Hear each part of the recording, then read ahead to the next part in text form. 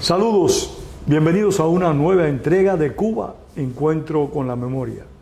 En esta ocasión vamos a conversar con un viejo luchador por la libertad y la democracia en Cuba, Sisto Nicot. Sisto combatió con las armas en las manos al régimen totalitario, desembarcó en Cuba, participó en acciones, repito, contra el régimen castrista y ha seguido siempre cumpliendo, honrando el compromiso que contrajo cuando era un joven décadas después. Así que conversemos con Nicot de qué hizo él y qué lo llevó a luchar contra el régimen castrista. Sisto, gracias por estar acá. No, gracias a ustedes. Sisto, ¿qué te llevó a enfrentar al régimen castrista? Como a todos los jóvenes de Cuba en aquellos momentos, por razones de la escasez, el sistema que estaban presentando, que no fue el que ofrecieron de la Sierra Maestra, llevando el país a un comunismo francamente abusivo y antisocial, se puede decir, porque no hay sociedad que sujete a un comunismo con dignidad. No existe. El comunismo es una falacia que no deja en ningún momento espacio para otros pensamientos de la juventud y la sociedad. ¿Actuaste contra el castrismo dentro de Cuba? ¿Luchaste dentro de Cuba contra el régimen? No específicamente visible por ello, pero a escondidas sí. Hice algunas que otras cosas. Entre ellas, registrar los campos entre Baracoa y Guantánamo para ver si hacíamos un segundo frente de lo que era el Escambray en aquel entonces. O sea que tú estuviste involucrado en actividades de organización de fuerzas guerrilleras en la provincia de Oriente. Sí, estuve involucrado, pero no en la acción directa de alzamiento ni nada de eso, sino en presencia, en busca de poder hacer ese trabajo que me hace de por sí ya un miembro desde los primeros meses del 59. O sea que te involucraste a la resistencia en el mismo año 59. En el mismo año 59 recibí el conocimiento de algunos que otros familiares, inclusive, por ejemplo, el marido de una prima hermana doble mía que se casó con un hombre que no recuerdo su nombre, y en una visita a Sagua de Tánamo en el mismo 59 nos enseñó con mamá un carné de la Rosa Blanca, al cual no pertenecí nunca, pero ya yo desde ese momento me sentía fuera de lo que era el popularismo comunista ese, ya yo me sentía aparte, ya iba conocimiento. El hombre trataba y lo logró enseñarme a mí y a mis hermanos menores un carné de lo que era la Rosa Blanca y me lo enseñó a favor de él, y mamá le dijo: este hombre ya es un hombre, este niño es un hombre. Qué bien. Permíteme un momento, Sisto, decirle a nuestros televidentes qué cosa fue la Rosa Blanca. La Rosa Blanca fue la primera organización que se constituyó para enfrentar al régimen castrista. Se fundó en la ciudad de Nueva York el propio 28 de enero de 1959 y la organizó Rafael Díaz Balar, que estaba, o había mejor dicho, estado emparentado con el tirano Fidel Castro, a través de una hermana de él, que fue la primera esposa de Fidel Castro, unión de la cual nació el hijo de Castro, al que algunos le decían Fidelito, no sé por qué, cariñosamente, que cometió, como todos conocen, suicidio. ¿A qué edad saliste de Cuba y por dónde saliste de Cuba? Yo salí por la base naval de Guantánamo. ¿Cómo entraste a la base, Sisto? Entré a pie por los caminos, repito, porque ya esto lo había dicho en otra entrevista, por los caminos, por los senderos donde caminaban las vacas, en las cuales habían carteles, o como decimos aquí, sign, que Sí. decía territorio minado. Pero donde caminan las vacas no puede haber territorio minado, de donde era una falsa. O sea, era una falsa, ¿no? No lo habían minado No lo todavía. habían minado. Después sí lo minaron años No más tarde. sé, creo que sí. ¿En qué año fue eso, Sisto? Eso fue en 1970. ¿En el 70? Sí, 60, 70. 70. Sí. No, la salida de la base Sí. en el año 64, 66. Saliste en el 66 Y- por la base naval de Guantánamo. Sí, salí en el 76 por la base naval de Guantánamo. Esa salida tuya a la base, ¿qué tiempo estuviste en la base? ¿Cómo llegaste a Estados Unidos? Háblanos de eso. Yo estuve en la base apenas 72 horas. De ahí me mandaron aquí en avión de la base de Guantánamo aquí a Miami. No se puedo decir el aeropuerto porque yo en aquel entonces no conocía a Miami. No tenías idea. No tenía idea. ¿Y cómo fue? Me llevaron a lo que le llaman la Casa de la Libertad, que está ahí en Biscayne Boulevard. A la Casa de la Libertad, estuviste ahí. ¿Y cómo fue que te involucraste con Alfa 66? Bueno, en Alfa 66 yo estuve involucrado en Alfa en ese mismo año por razones de algunos amigos que ya iba conociendo allá en New Jersey, que es la segunda capital de los cubanos, y me hablaban de Alfa y yo fui reconociendo oficinas y reconociendo las personas que así componían esa organización de esa área, y me fue imbullando y metiendo en Alfa, ya que mis sentimientos eran iguales A los de ellos. a los de ellos y amigos míos. Si tú querías combatir el castrismo de cualquier manera. De cualquier manera, yo contra el comunismo, no el castrismo, el comunismo. El comunismo. Gobierne lo quien lo gobierne. Si hoy cambian como cambiaron y la gente dice Díaz Canel, no, Díaz Canel es un puesto a dedo y hay que combatirlo. Y no lo combato por puesto a dedo, sino lo combato por ser comunista. Si tu compromiso está bien claro, bien definido, Sisto. Sí, mi compromiso Sisto, siempre ha sido claro. en Yo esos no tiempos puedo- conociste a Nazario Sargent. Conocí a Nazario Sargent en una de las visitas de él a New Jersey. Ah, perdona, tú fuiste de Miami para Nueva Jersey, a vivir en Nueva Jersey. Sí, yo fui de Miami, de la Casa de la Libertad, para New Jersey. 2526 Avenue, Jersey City, New Jersey. Y ahí te involucraste con los cubanos que militaban en Alfa en Nueva Jersey. En New Jersey, Nueva York, principalmente en New Jersey, en Elizabeth, en Union City y en todos esos lugares de lo que es el estado de New Jersey. Y entonces conociste a Nazario en New Jersey o aquí en Miami. En New Jersey. Y háblanos algo de Nazario. Era un hombre comprometido con la libertad, un sacrificado. Un hombre comprometido con la libertad de Cuba y francamente ese hombre no dormía pensando en cómo íbamos a hacer las cosas para lograr la libertad de Cuba y obsesivamente que Alfa tuviera una participación en esa libertad. Era un luchador incansable. Como es la de todos los alfitas que de verdad tuvieron años en la organización Alfa 66. Viniste de Nueva York, de Nueva Jersey para Miami para incorporarte a la lucha de una forma más directa. Sí, yo dejé un trabajo muy bueno, con muy buena entrada, y dentro de eso lo dejé ya cumplido mi compromiso con un hermano que me ayudó a salir de Cuba. Yo cumplí cumpliendo con mi deber, sacar a esa familia que de los hermanos varones, porque la hembra no podía venir,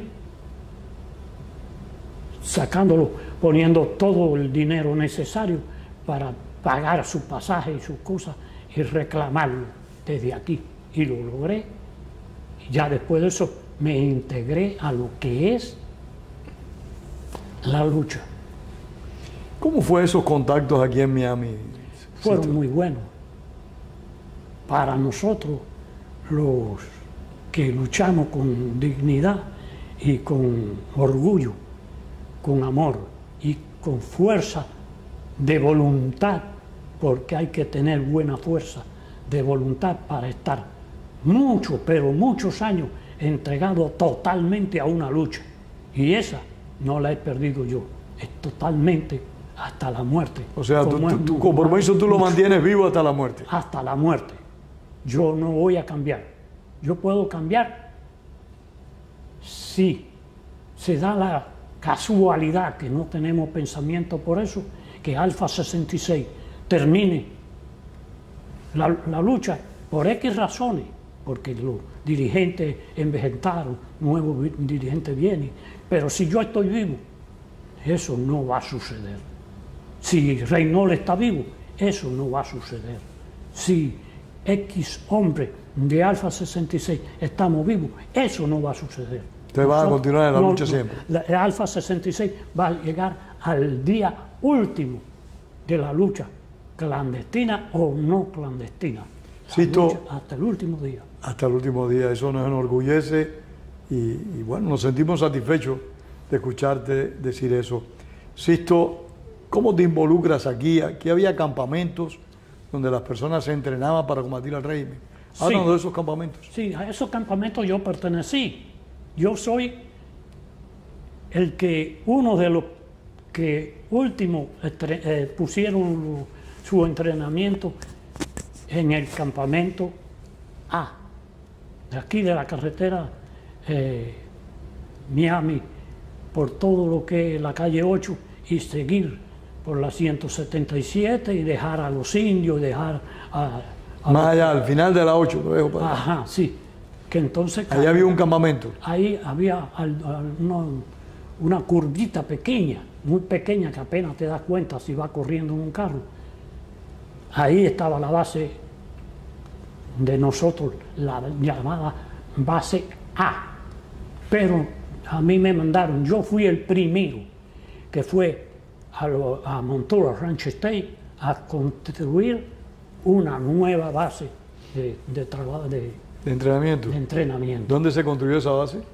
Allá en Montura Ranch State, no recuerdo. ¿Eso es aquí en la Florida también? Sí, eso es aquí en la Florida, en lo que es la carretera que va para Tampa. ¿Y esas bases tenían construcciones, tenían campos de entrenamiento? No había nada. Yo fui el primero que entré a dar esa organización. Sí. Pero la de aquí, la A sí tenía toda la... Sí, no, ya la base A tenía las condiciones para un entrenamiento de lo que era el estudio para trabajar lo que era la clandestinidad. Entre ellos, que no era de la organización, era del REC.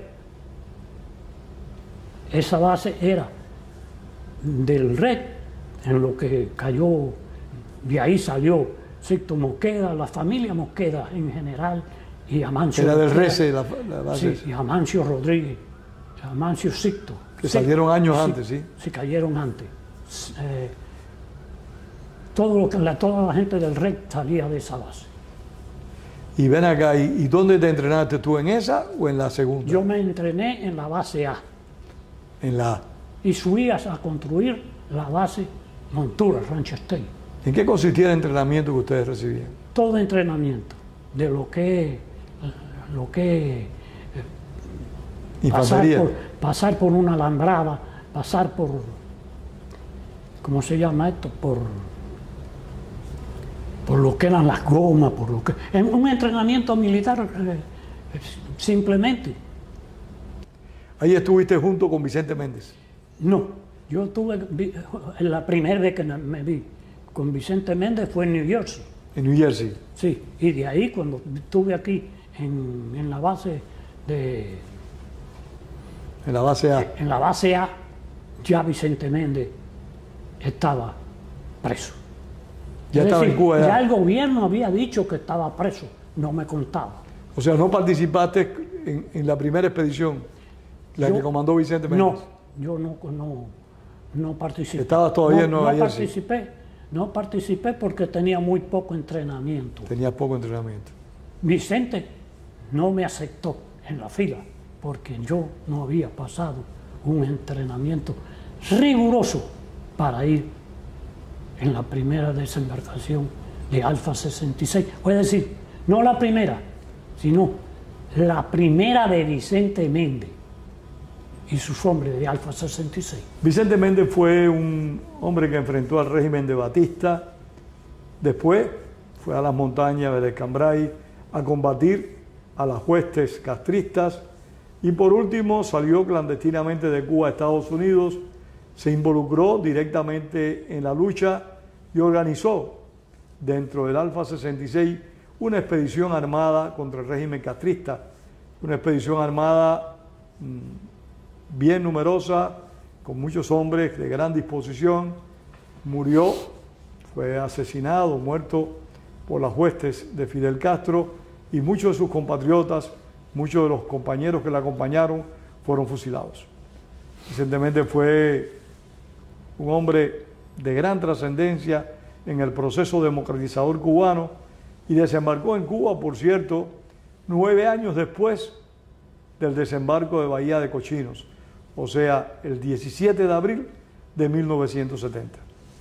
Sí, eso lo puede contar, con la única diferencia de que no fue ese el primer desembarco de Vicente Méndez. ¿Ya él había desembarcado en anterioridad? No, él había estado en lo que eran las aguas de Baracoa meses antes, pero se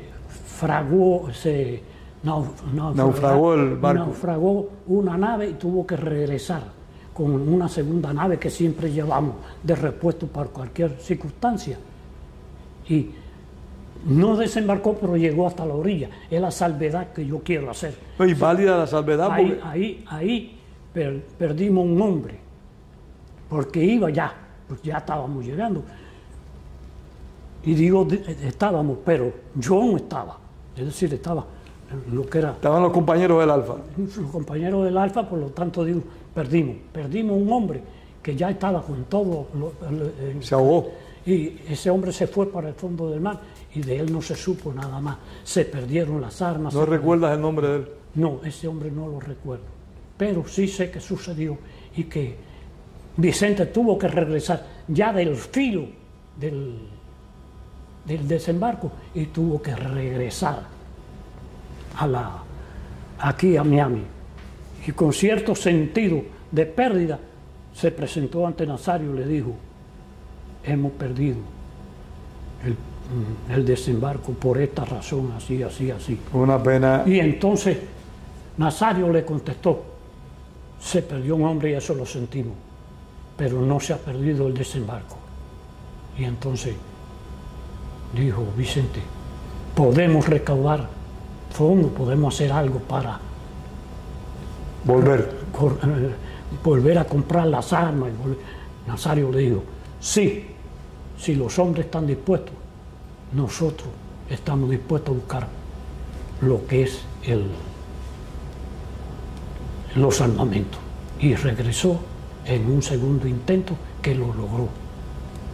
Hay que recordar, o mejor dicho, les quiero recordar a todos que hay un documental realizado por Luis Guardia, también del Instituto de la Memoria Histórica y de Caimán Production, titulado Operación Coraje, dedicado a Vicente Méndez, y en ese documental está también Sixto, narrando y contando algunas de sus experiencias de la época.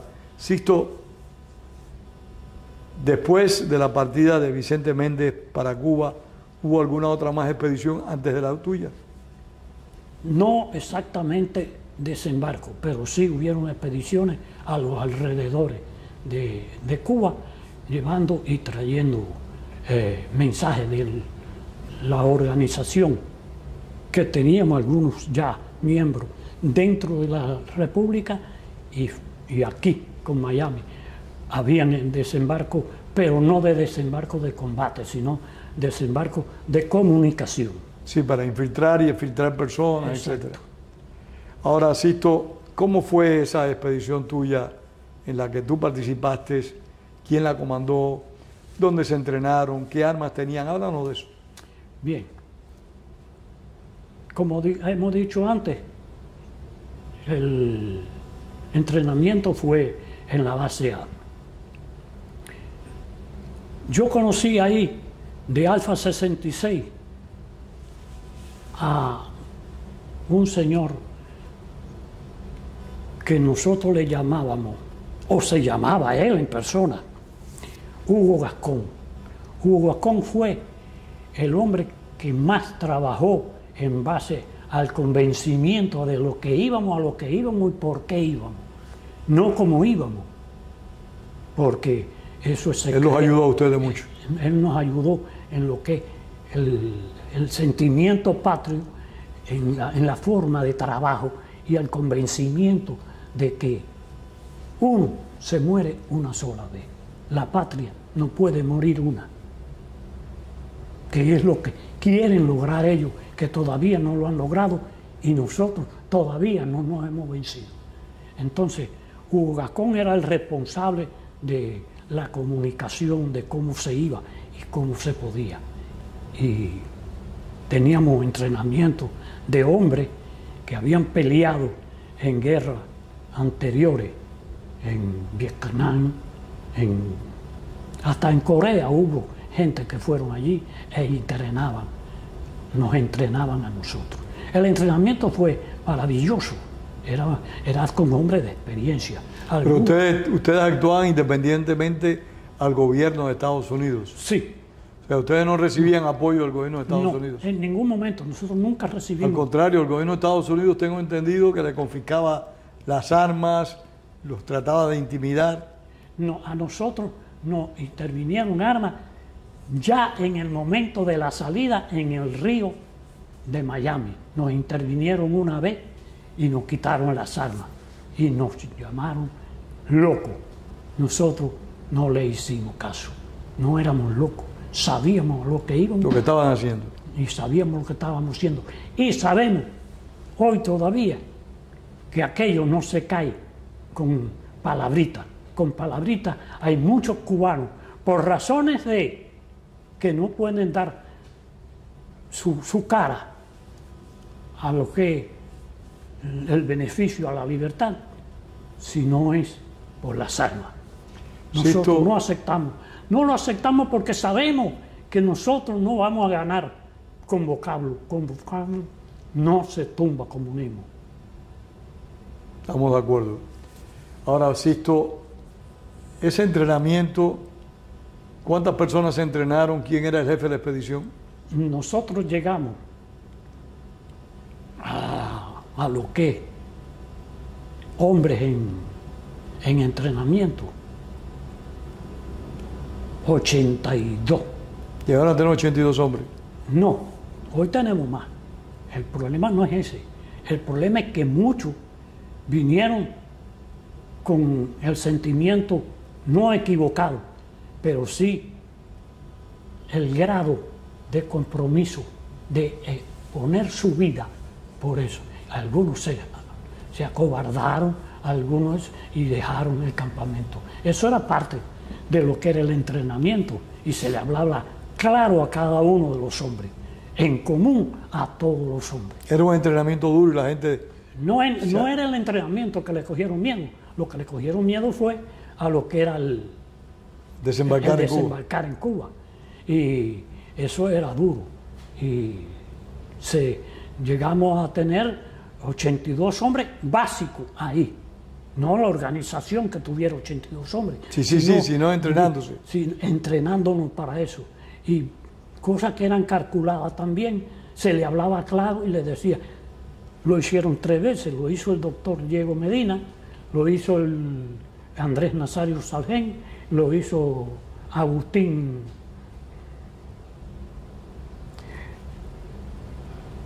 es un periodista que no me acuerdo cómo. Agustín Ayes. Agustín Ayes, lo hizo Hugo Gascón, de decir esto es peligroso, esto es eso, esto es una condición. Hablarle claro. Hay que estar claro a lo que se va. Y hay que estar claro que esto es 90 a perder y 1 a ganar, y 10 a ganar. Es decir, el hombre que iba con un pleno conocimiento de lo que iba a hacer. O sea, que nadie fue engañado nunca. Nunca fue engañado, nunca. Y de eso me siento orgulloso. Como muchos aquí dicen, los engañaron, le dijeron que iban a buscar huevitos, a buscar la libertad en un campamento o en un campo de arrepentido, y no es así. Nosotros sabíamos que tenía Ustedes sabían que estaban arriesgando la vida y la libertad, ambas cosas. La vida, la libertad y el tiempo, lo estábamos arriesgando todo. ¿Quién comandó el grupo en el cual tú fuiste para Cuba? ¿Cómo fue esa operación? José Rodríguez Pérez, ese fue el que comandó. Pepe. José Rodríguez Pérez. Pepe. Era el jefe de la expedición. Era el jefe de la expedición al momento del desembarco. ¿Cuántos eran ustedes los que desembarcaron? Cuando desembarcamos ya en pleno conocimiento cuando llegaron a Cuba. En todos los hechos que yo conté ahora, ya pasado en el conteo, 9 hombres. 9 hombres. Y José Rodríguez Pérez era el jefe. Y José Rodríguez ¿Quién los Pérez. llevó? ¿Quién los llevó para Cuba? ¿Quién nos llevó en la embarcación? En la embarcación. Pues nos llevó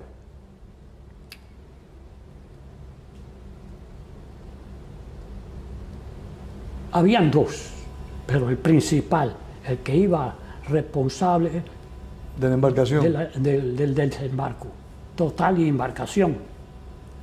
Hasta el momento que íbamos a desembarcar, que cogía Pepe, era Reynold. Reynold Rodríguez. Sí, y un segundo de Reynold, que era Rafael. Ya. ¿El desembarco por dónde se produjo? Se reprodujo, o se produjo, no se reprodujo, se produjo por Río Seco, Punta Samá. ¿Eso es al norte de la provincia de Oriente? Al norte de la provincia de Oriente, pegado allá a Holguín, allá abajo, Bane, en la ciudad de Bane. Me decías que eran 9 hombres. 9 hombres. ¿Qué armas llevaban? Bueno, la mayoría llevaban R-18. Y nosotros, es decir, nosotros, estoy hablando en este momento de José Amparo Barreto Viña y yo, llevábamos R-15, ametralladora. José Amparo era el segundo de... Convertido en ametralladora. ¿De Rodríguez? No, el segundo de Rodríguez, ya al partir del desembarco, se llamó Manuel Artolas Ortiz. ¿Cómo fue el desembarco? Háblanos de eso, lo que te acuerdas. El desembarco fue por una zona sumamente engorrosa, pero se escogió ese lugar precisamente para que no la esperaran por ahí. Todos los desembarcos, desde Martí y Severescu y toda esa gente de lo que era la primera guerra, la guerra de independencia, se habían hecho por playa.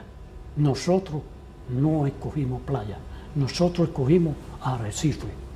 Es decir, un arrecife bajito, pero arrecife, es decir, lo que nos esperaba. Por donde no nos esperaran. Sí, el choque con la tierra era arrecife, lo cual no estaban ahí en la costa esperándonos. que era lo que nosotros necesitábamos. Desembarcaron sin problema ninguno. Desembarcamos sin problema ninguno. Nosotros desembarcamos en balsa de goma, es decir, el golpe. Y pudieron bajar todos los equipos que llevaban. Pudimos bajar todos los equipos que llevábamos, bastantes equipos de guerra para el desembarco, para nosotros 9 y para otros 9 si se nos unía alguien. O sea, ustedes llevaron armas de repuesto para si se le sumaban personas. Y para si perdíamos las armas por X razones, tener un lugar donde ir a reponerlas. Sisto, ¿había algún contacto esperándoles? Sí, teníamos contacto de gente esperándonos, pero no fue. O sea, el contacto no se produjo. Eso no quisiera hablar de la gente que están adentro. Es decir, hay gente de contacto que no... Que sí, que pueden ser que estén vivos todavía. Que estén vivos todavía y nosotros en esta entrevista lo entreguemos. No.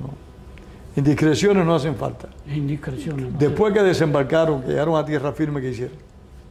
Nosotros cogimos unos carros a punta de pistola. O sea, camiones. Sí. ¿A quiénes se los cogieron? A 2 choferes que no estaban. El primero no estaba preparado para eso, pero el jefe de nosotros, es decir, uno de los que iba con nosotros, era pagador de lo que era de una compañía de ese lugar. Sí, de allá de Cuba. Y fue a buscar a alguien que nos sacara de ese lugar, nada más que nos sacara de allí. Y así salimos de lo que es Punta Samá, que no nos pertenecía. No podíamos mantenernos más de 24 horas allí. Estuvimos alrededor de todo lo que fue el día, del día. ¿Se subieron a ese camión? Salimos, ese primer camión para sacarnos de allí fue tomado a punta de pistola. ¿Y a dónde lo llevó? Nos llevó hasta una carretera que había de Banes a Holguín. También a ese lo cogimos, no a punta de pistola, pero sí venía por la carretera. Le hicimos señas militares para eso. Iba el segundo, que conocía bien las reglas de lo que para qué se paraba. Habían pasado 2 o 3 carros, se le hacía seña y no paraba. Entonces se puso a este hombre que conocía cómo parar a cualquier carro que no parara y le podíamos tirar sin problema ninguno. Entonces, ese hombre, Manuel Artola Ortiz,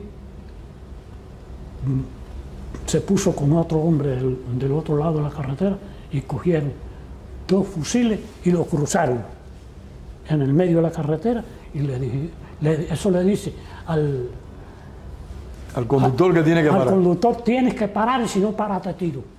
Le pusimos 2 fusiles y al ver ellos 2 fusiles, paran. Entonces nos montamos todos en el carro. ¿Ustedes estaban con ropa de camuflaje? Nosotros íbamos vestidos totalmente igual que ellos, al cual ellos nos acusaron 1000 veces que el glorioso uniforme de la fuerza militar de los revolucionarios ha sido traicionado. Mancillado por ustedes. Sí, mancillado. Y una serie de cosas que acusaron ellos después. No al pueblo, porque él no lo dijo el único que puede decir verdades, que no son verdades tampoco, podía decirlo ante la Cámara. ¿Y en ese camión hasta dónde llegaron? En ese camión, cuando le dijimos que éramos militares, que habíamos perdido el carro, se nos había ponchado, que nos llevara. O sea, se hicieron pasar ustedes por militares del ejército. Que nos llevara hacia lo que era Holguín. Y él partió por Holguín en contra de su voluntad. Y entonces, o de su voluntad o su conocimiento. Entonces, cuando avanzamos 1 kilómetro y pico, abandonando lo que el lugar, para que no se dieran cuenta que era eso, le dijimos, no vas para Holguín, vas para tal lugar, vas la carretera central, que nosotros no vamos por Holguín. El tipo nos mira y nos dice, ustedes no son militares. ¿Cómo te diste cuenta? Dice, aunque parecen iguales, no son iguales. Algo me dice que ustedes no están en orden. Bueno, pues, si usted cree eso, es cierto, no estamos en orden, pero sí estamos combatiendo, estamos decididos a que somos parte de una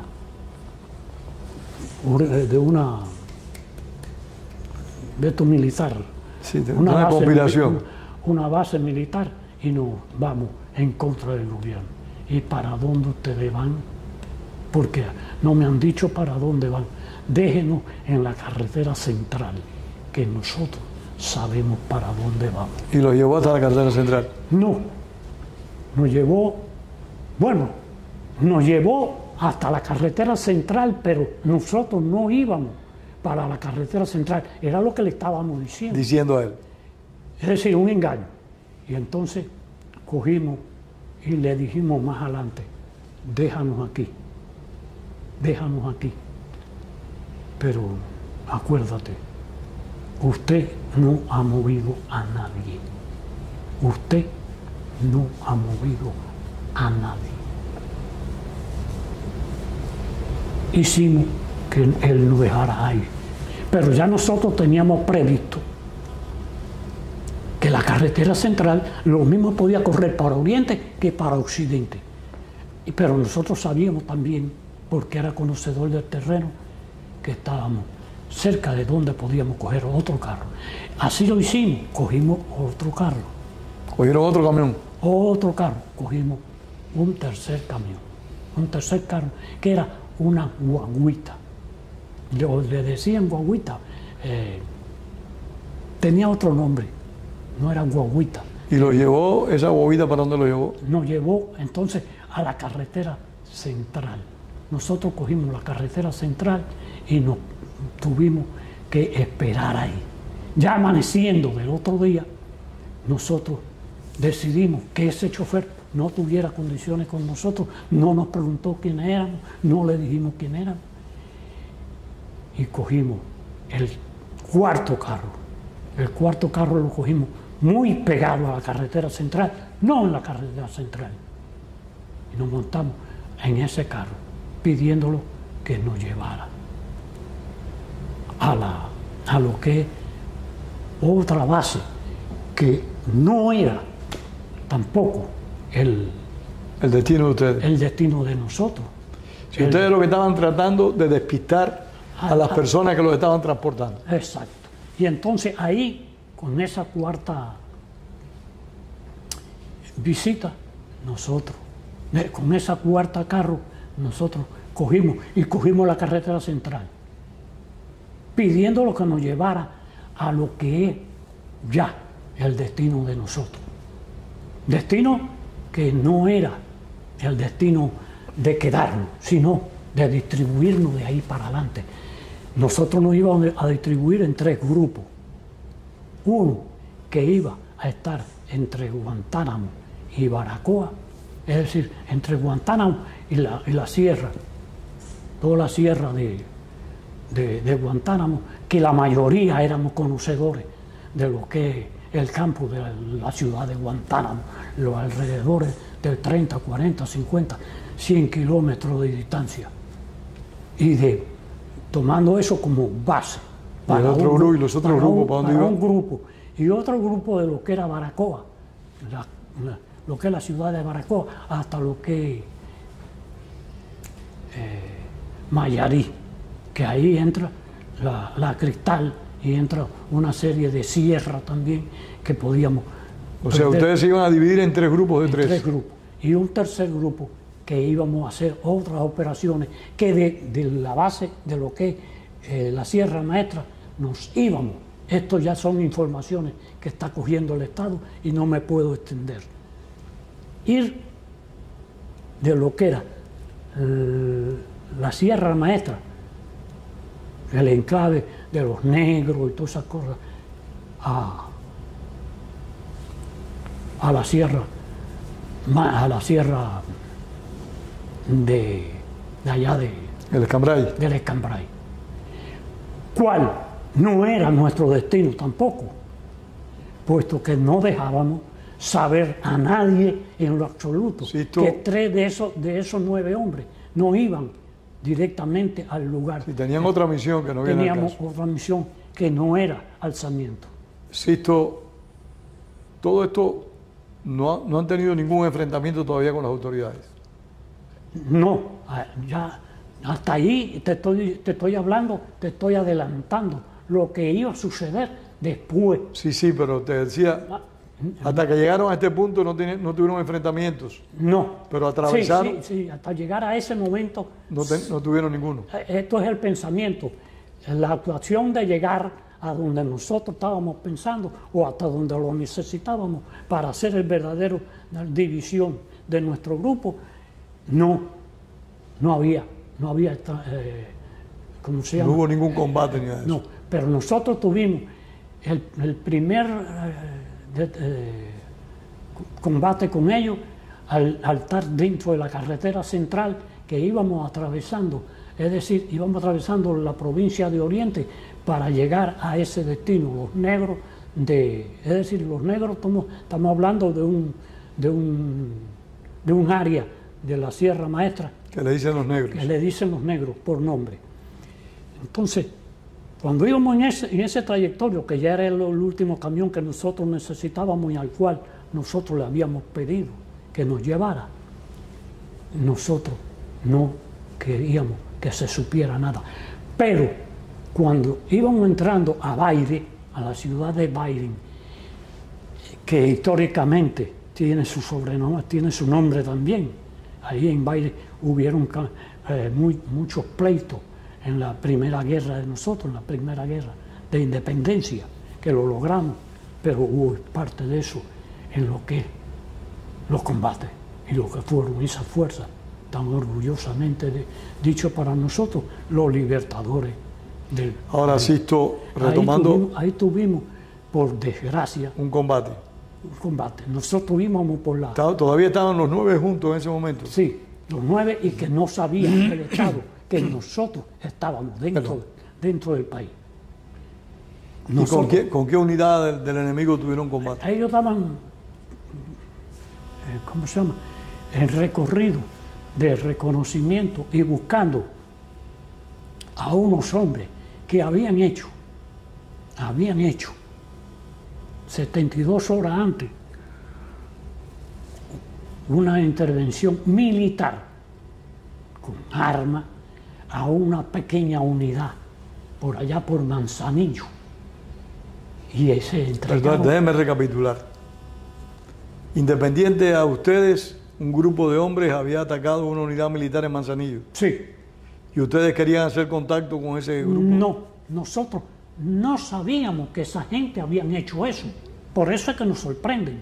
Ah, buscando a esa gente los encuentran a ustedes. Ellos se habían montado en un carro, dicho civil, que nosotros no entendemos carro civil en Cuba, pero ellos lo entendían por civil, en un carro civil, y habían corrido huyendo de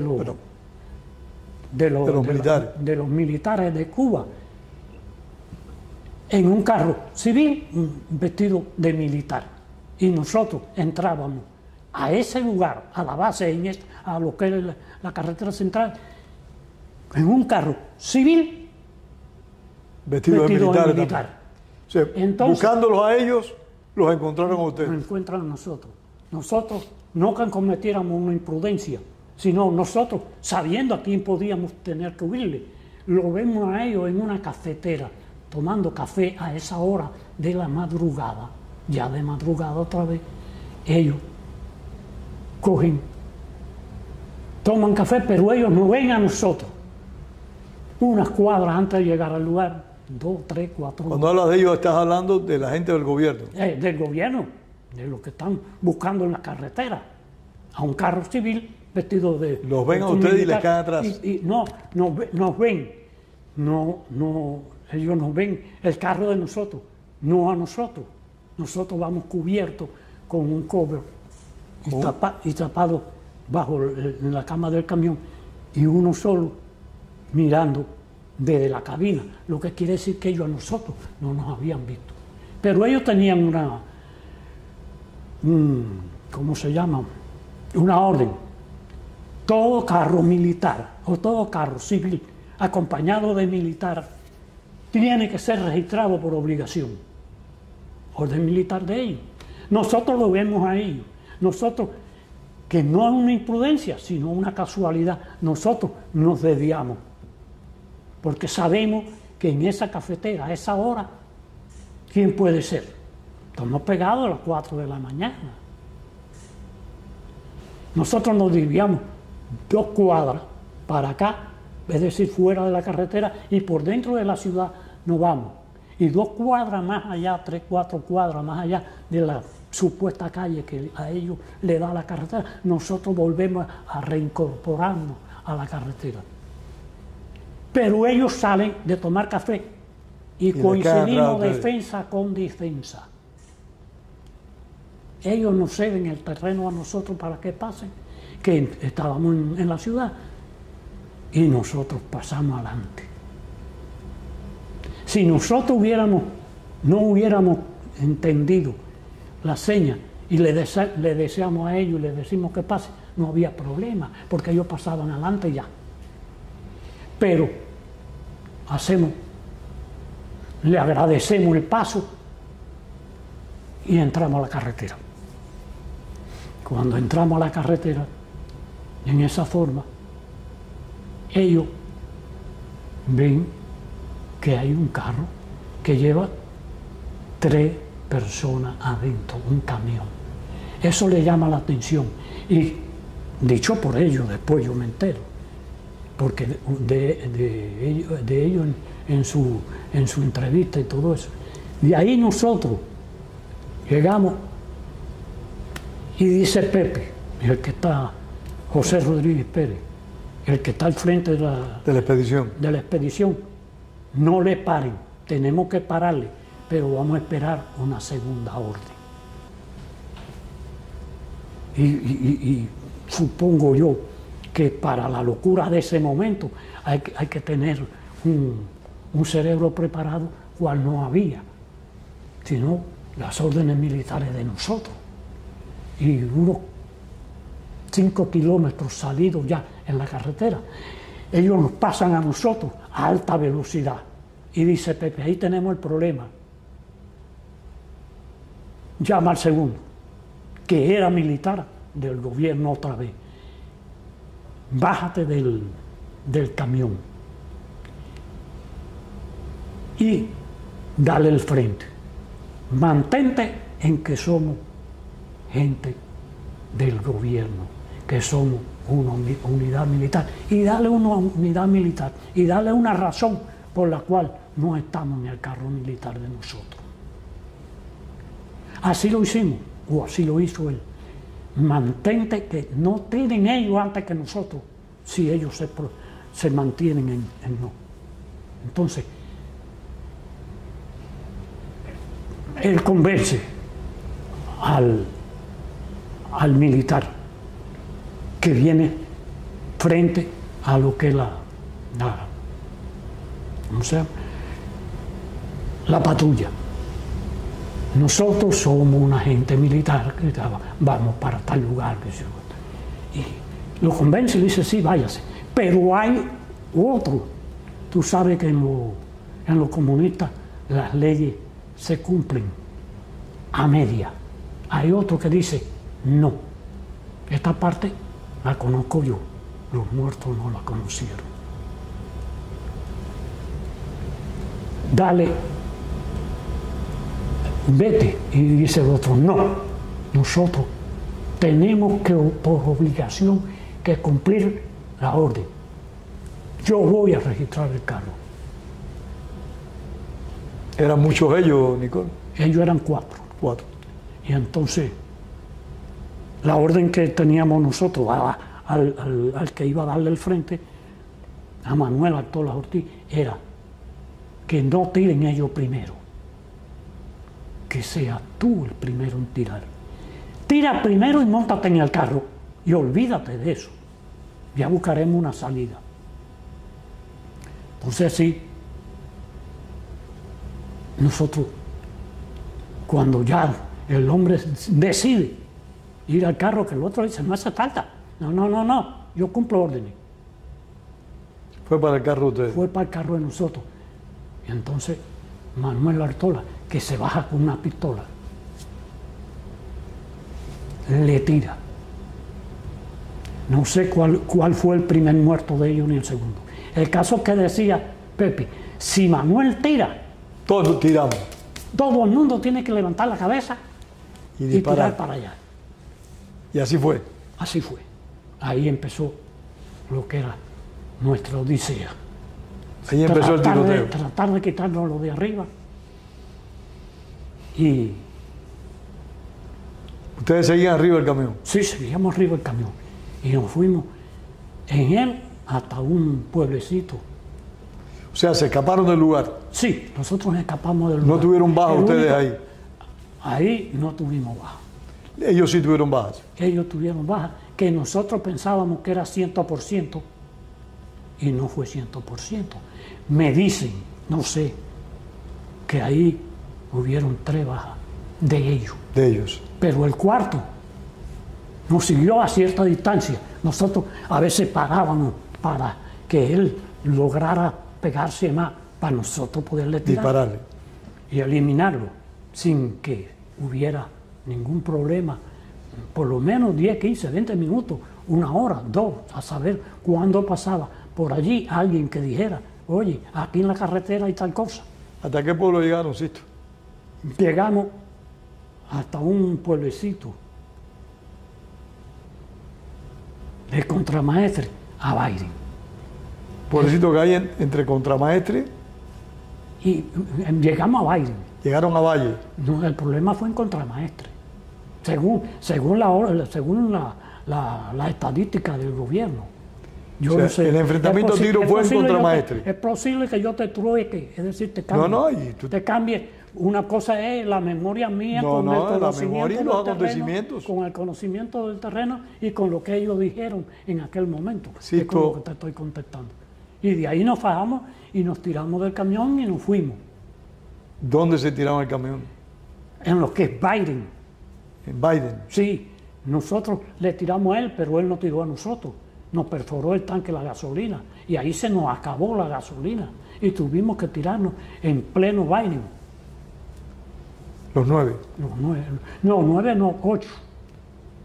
8 porque Manuel Artola Ortiz no pudo montar. Le tiró a la gente y tuvo que coger el monte, él por su cuenta. Cuando él abrió el fuego tuvo que irse. Sí, porque nosotros no le dimos el tiempo suficiente, pero él no corrió, aturdido, no corrió para el lugar. Y nosotros no podíamos llegar seguir con él, sin él. Teníamos que irnos. Y nos fuimos. Es decir, ya llevábamos un hombre menos, pero un hombre que no se había perdido. Si no, tendría que hacer otra cosa. Él conocía la región, conocía la zona. Él era de allí, de la zona de creo que de Santiago de Cuba. Era conocedor de toda esa zona ahí. De todo lo que era Oriente. La mayoría de todo éramos orientales, menos José Rodríguez Pérez y José Amparo Barreto Viña. Todos eran orientales. Éramos orientales. ¿Dónde se produce el enfrentamiento final? ¿Ya? El enfrentamiento final, ¿dónde tiene lugar? Bueno, ese no te lo puedo contar, porque de contártelo, ellos no me lo contaron a mí, que soy el único superviviente que hay. Hasta ahora, no sé si Quindelán está vivo por algún lado, porque Quindelán... Hasta el único sobreviviente que queda de esa expedición eres tú. Sí, hoy por hoy el único sobreviviente soy yo. ¿Cómo caen tus compañeros? Bueno, José, el jefe de la expedición. El jefe de la expedición cayó con un balazo En la cabeza. En la cabeza. Y dicho por ellos, En ese tiroteo ahí no, todos salimos. Ah, todos lograron escapar. Sí, ahí, dicho por ellos, también cogieron dos. Uno en Contramaestre, a las afueras del Contramaestre. Perdón un momentico, ustedes se dispersaron, o sea, no se mantuvieron juntos. No pudimos mantenernos juntos. O sea, cada uno cogió por su lado. Exacto. Nosotros cada uno cogió por su lado.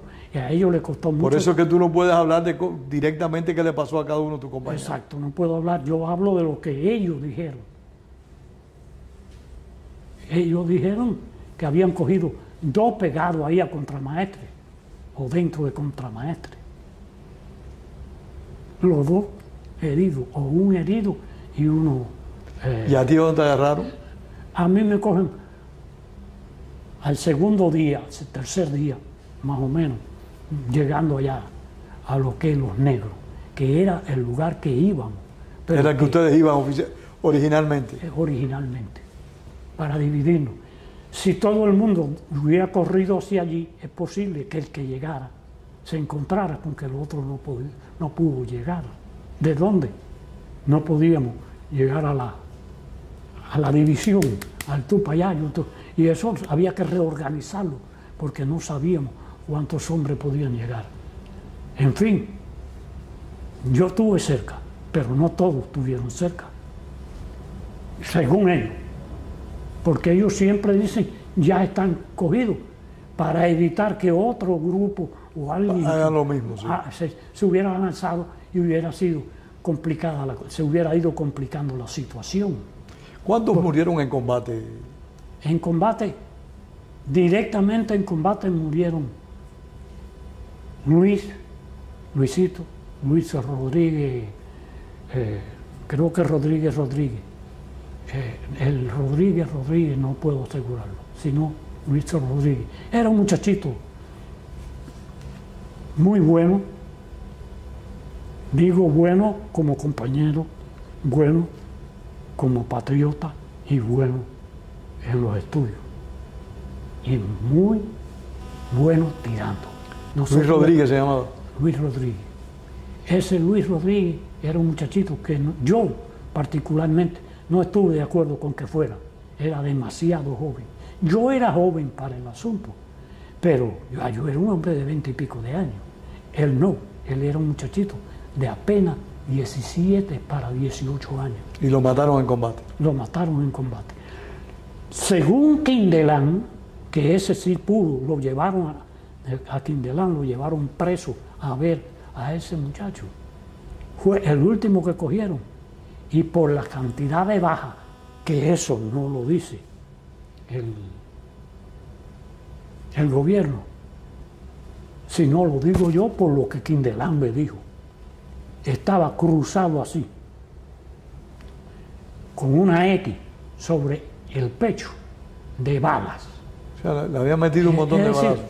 Se habían quitado la rabieta que tenían con Luisito, un muchacho. Digo yo, bueno, para nosotros. Y José murió también en combate, jefe de expedición. José murió herido, pero murió en el hospital militar. Pero fue herido en combate. Fue herido en combate con una herida en la frente, en la parte izquierda de la frente. ¿Y los otros 7 qué pasó con ellos? 2 fueron a la cárcel, me dijiste. No, 2 fueron a la cárcel, no, a la cárcel fuimos 7. A la cárcel fueron 7. Sí, entre ellos yo. ¿Y algunos fueron fusilados? Nosotros nos juzgaron en un monte. El acta de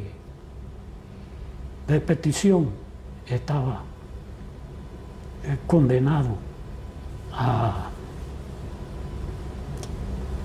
Salieron, según ellos, porque no nos dieron la libertad de leer la acusación en un monte en el cual fue que dicen ellos que nos juzgaron en Santiago de Cuba. Yo digo sin abogado defensor, un abogado defensor Pero si te digo que Que era otro acusador. El abogado defensor era el principal acusador. Para presentar el juicio, simplemente dijo, aquí tenemos, después de darnos la acusación en papel, nos la dieron, pero uno nos la dio y otro vino y nos la quitó, sin darnos tiempo. No pudieron leerla. A leerla. Aquí tenemos a 5 acusados legalmente de lo que es la contrarrevolución de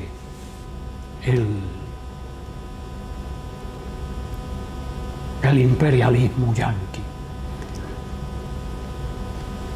7 blancos y 2 negros. Negro, Patricio Lumumba.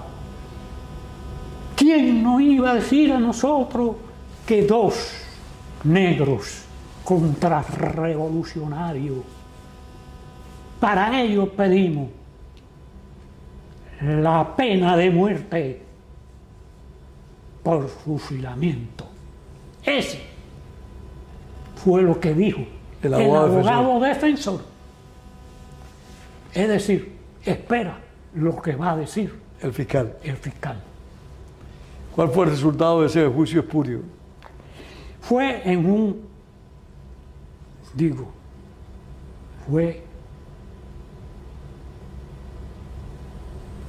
lugar cerca de lo que es la gran piedra de Santiago de Cuba. Es decir, ya empezaban a decir mentira. Acusado este día en la ciudad de Santiago de Cuba. Ya eso era una mentira. Y mucho menos lo que decía aquel señor. ¿Cuál fue la sanción? La sanción. ¿Cómo lo condenaron? A 30 años. Quindelán y yo. Tú y Quindelán fueron sancionados a 30 años. ¿Y el resto? El resto a pena de muerte por fusilamiento. Lo fusilaron. No así, porque eso sería falso de mi manera de expresarlo. Nos dijeron, ahí, el fiscal pidió la pena de muerte y toda esa serie de toda esa parafernalia que ellos acostumbran. Exacto. Entonces, pedida la pena de muerte para 5 y 2, no. Yo pido que se cumpla la pena de muerte para fulano. Se desmaya cuando oye la petición José Amparo Barreto Viña. Y de ahí todo el mundo toma una decisión, cada uno en su condición. Paran a defenderse, a decir algo. ¿Tiene usted algo que decir a su defensa? Sí, dice Manuel Artolas Ortiz. Yo digo una sola cosa. Ustedes están haciendo abuso de lo que es un juicio. Aquí no hay juicio. Lo que ustedes digan es lo que se va a hacer. Y más, lo que diga el llamado o el mal llamado abogado defensor. De defensor no tiene nada. Es un acusador nuestro. Hágase lo que ustedes quieran. ¿Eso lo dijo quién? Repite. Manuel Artolas Ortiz, es decir, el segundo al mando, aquel que hizo todas las combinaciones para llegar hasta ahí. Sisto, el juicio entonces lo hicieron en la Gran Piedra, en la proximidad de la Gran Piedra. Pegado a la Gran Piedra. Sí. Sí. Antes de llegar a lo que es el juicio, lo que yo te puedo contar, quisiera decirte que ya de por sí nosotros sabíamos que iban a haber 5 fusilados. Es decir, ya ellos sabían a quién iban a fusilar y todas esas cosas. Porque uno de nosotros, no recuerdo cuál, vio los 5 ataúdes, 5 cajas vestidas con... Cuando llegaron al lugar del juicio. Sí, del mal llamado juicio. Ustedes sabían que de los 7 iban a fusilar a 5.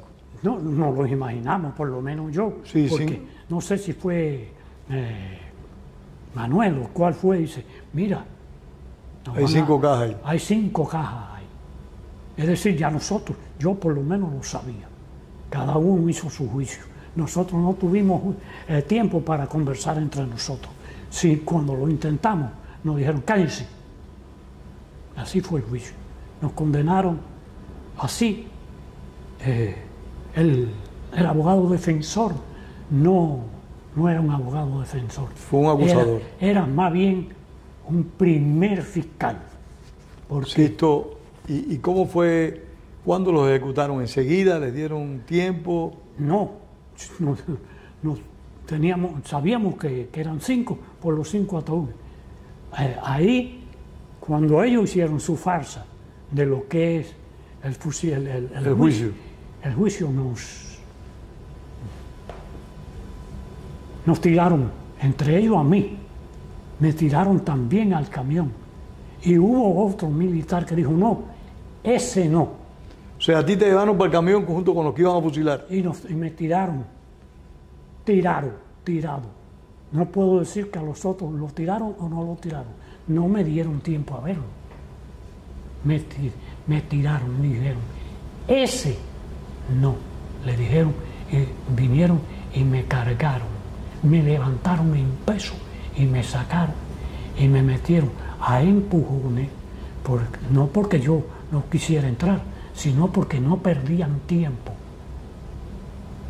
en un carro civil y arrancaron. Y entonces ahí también demostraron los asesinos que eran, porque nos sacaron a nosotros dos, es decir, a Alberto Quindelán Ferrer y a mí.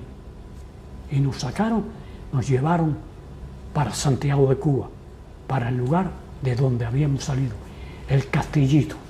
Es decir, el Castillito de lo que son la familia Babún, o era. La familia Babún, sí, que ya estaban exiliados. Sisto, ¿y los otros 5 fueron fusilados enseguida? Fueron fusilados, supongo yo, que fueron enseguida si tenían los 5 de esos ahí. ¿Recuerdan los nombres de ellos, Sisto? Los nombres de ellos. Alberto Quindelán Ferrer. No, los fusilados me preguntan. Raimundo Sánchez de Gerano. Manuel Artola Ortiz.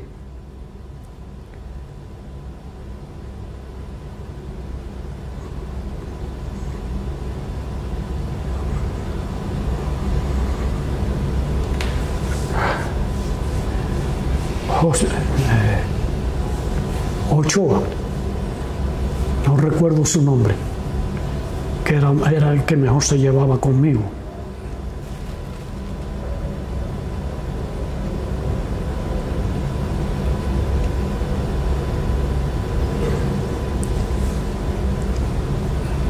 José Amparo Barreto Viña.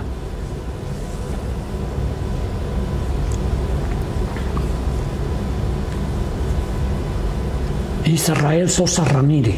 ¿Te acordaste? Qué bien. ¿Cuánto llevo hasta ahí? Ya tienen los 5 ya. Y los otros, de los 7 que fuimos, los vivos. Tú y Quindelán quedaron vivos. Quindelán y yo. ¿Qué tiempo estuviste preso? Yo estuve preso desde el día 12 o 13 de ese año Septiembre del 70. Septiembre del 70 hasta el Día de las Madres. ¿De qué año? Del año 86. Tuviste 16 años preso. Estuve pegado a 16 años preso. Aunque yo digo que preso, si me pregunta por preso, ya yo había estado, no preso que ellos hayan dicho preso. Sí, pero en las condiciones que se viven en Cuba. Pero llevado los últimos 3, me habían cogido en la calle para llevarme a un lugar donde ellos me habían llevado ya en condiciones de trabajo voluntario que yo le había dicho que no querías hacer. No. Y ellos me habían llevado, nada más que porque ellos sospechaban de que yo estaba en algo, que sí, ciertamente, yo estaba, pero no me hicieron juicio. Sisto, no tuviste tiempo... Como 3 años y pico. Como 3 años. ¿No tuviste tiempo de despedirte a tus compañeros que fusilaron? No. Me sacaron de allí a mí y a Quindelán e inmediatamente, sin oír el primer tiro, hasta que supongo que era el primer fusilado. Como un buen trecho de la carretera ya corrido. Pero pudieron oír el tiro. Pudimos oír el primer tiro, los primeros tiros. Sisto, muchísimas gracias. Hay una cosa que quisiera Adelante. decirte, que en el desembarco nosotros tuvimos que estar 2 veces en el barco de nosotros para poder salir. Nos quitaron las armas una vez y nosotros volvimos al río con armas nuevas y todo unos días después. Aquí en Miami. Aquí en Miami. Y que gracias a ese Reynol nosotros pudimos llegar con entera satisfacción de nuestras acciones. Es bueno que lo diga porque así le estamos diciendo a quienes nos vean de que no solo se enfrentaban y luchaban al régimen castrista, sino que también tenían que huir de las autoridades de Estados Unidos que querían impedir que ustedes cumplieran con lo que entendían su deber. Exactamente, los desembarcos, todos los desembarcos que no fueron por la SIGA, eso yo me aparto, no digo ni que se dieron ni que no se dieron, pero todos los desembarcos de Alfa 66, los hombres sabían a lo que iban y sabían a qué arriesgar y iban con el completo conocimiento y la completa de los peligros a correr. Definición. Sisto, muchas gracias. Gracias a ustedes. Muchas gracias. Hasta aquí esta edición más de Cuba Encuentro con la Memoria. Gracias a la dirección de nuestro director Wenceslao Cruz. Gracias a Sisto Nicot por haber estado con nosotros.